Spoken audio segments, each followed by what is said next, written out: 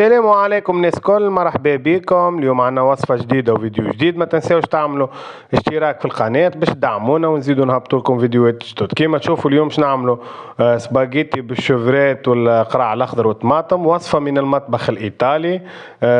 وصفة سهلة برشا وتجينا بنينة. يلا توا ما نطولش عليكم، نبداو الوصفة متاعنا. اول حاجة كيما تشوفوا تويكا نظفت الشوفريت متاعي، عندي بريسك 200 جرام شوفريت. بالطبيعة القشور هذوكم نخليهم ما نطيشهمش ونحطهم في الماء وبعد نغليهم وباش نورق بهم. كيما تشوفوا عندي فلفل احمر، طماطم، كعبة قرع. نبداو بالثوم اول حاجة. عندي 3 ريوس ثوم باش نحي لهم القشرة متاعهم، ونحضر الثوم متاعي نقصهم كيما هكا لهنا كيما تشوفوا. مكعبات صغار متوسطين، معناها ما نقصهمش صغار برشا.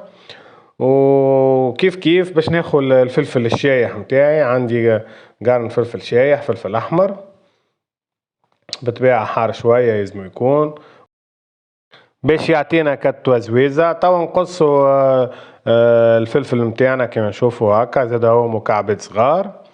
بعد هيك باش نحضروا قلاي او ميم طون. نسيت ما قلتلكمش راهو انا حطيت الماء ديجا يغلي، خاطر المقرونه كيما تعرفوا ذا الصوص نتاعها تحضر فيه ساعه رابيد، دونك باش نطيبوا مقرونه مع الصوص في نفس الوقت. لهنا كيما تشوفوا عندي كعبة طماطم تاعي، نحاولوا ناخذوا طماطم ناضجه باش نقصوها زاد هي كيف كيف. ونبداو زاد بالقراع الاخضر متاعنا، قصوه بالطريقه هذه. نحاولوا كيفاش نقصوهم كلهم فرد كبر باش يطيبولنا مع بعضهم، مش كعبة تبدا طايبة وكعبة لا.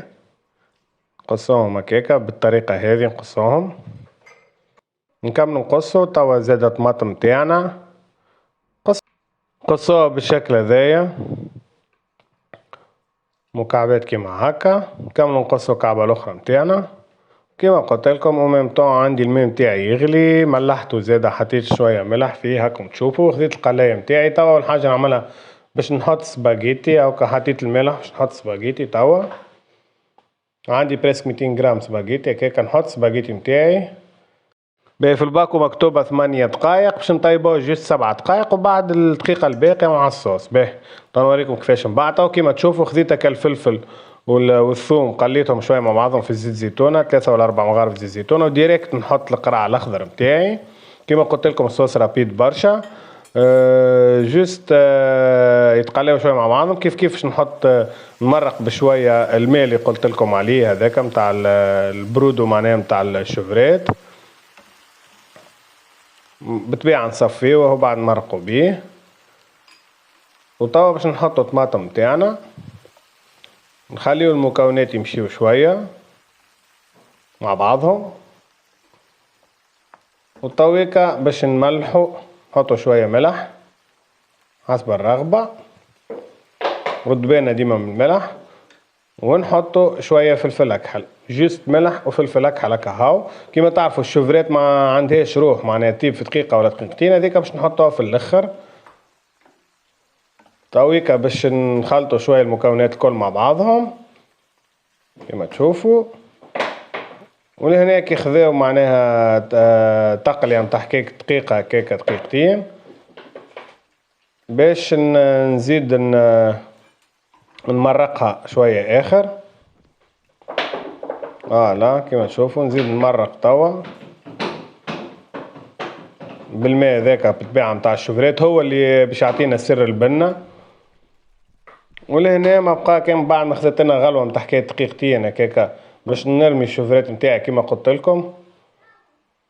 راهي معناها تطيب جوست دقيقة ولا دقيقتين، على خاطر شي سينون باش تولينا كيما البلاستيك كان نخلوها تطيب برشا ولا نحطوها من الأول.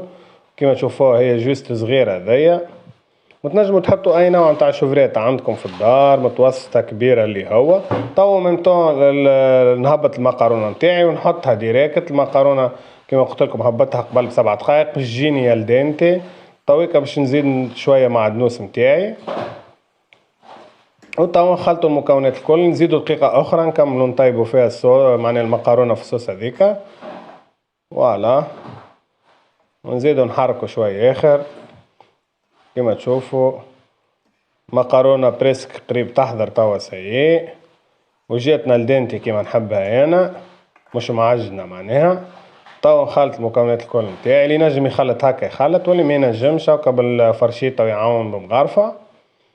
وهذه هي الريزولتا فينال نتاعنا.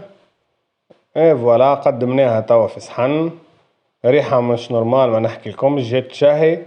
كما قلت لكم ان شاء الله تعجبكم الوصفة متاع اليوم، ما تنساوش تعملوا اشتراك في القناة، وكان عجبتكم الوصفة تخليوا كومنتير وتعملوا لنا جيم باش تدعمونا ونزيدوا نهبطوا لكم فيديوهات جدد. بقى كان باش نقول لكم باي باي وشاهية طيبة.